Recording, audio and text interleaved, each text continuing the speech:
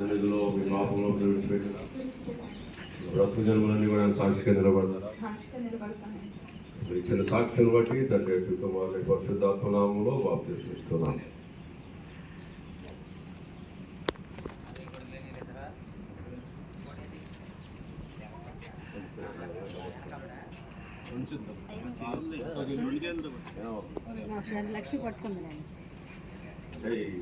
పట్టుకుంటే మీకు ముసరాకు విజయ గారు మీరు ఇచ్చిన సాక్షులు బట్టి తండ్రి యొక్క కుమారుని పరిశుద్ధాత్మ నామములో మీకు బాప్తిస్మం ఇస్తున్నాను.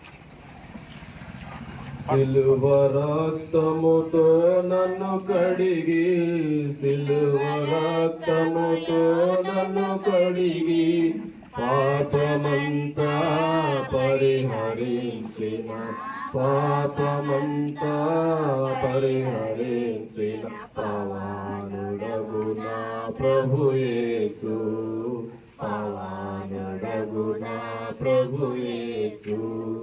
జై జై యేసు రాజా, జై జై రాజాది రాజా నీకే జై జై, రాజాది రాజా నీకే జై జై.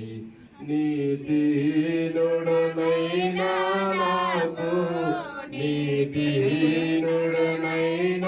నాకు నీతి రక్షణ వస్త్రములను, నీతి రక్షణ వస్త్రములను ప్రీతితో నొసగిన నీతి.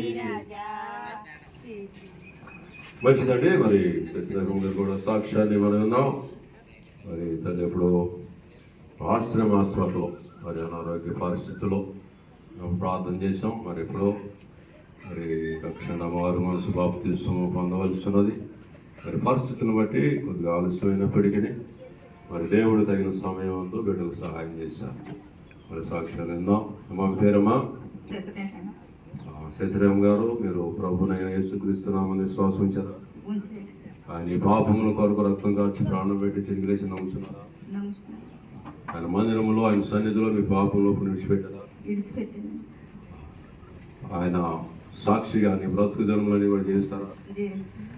మీరు ఇచ్చిన సాక్ష్యాన్ని బట్టి తండ్రి యొక్క కుమారుని పరిశుద్ధాత్మ నామములో మీకు బాప్తిస్మం ఇస్తున్నా.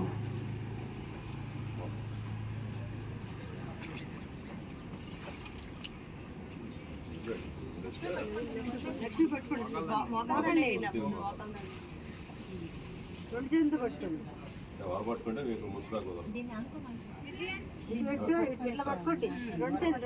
శశిరకం గారు, మీరు ఇచ్చిన సాక్ష్యమును బట్టి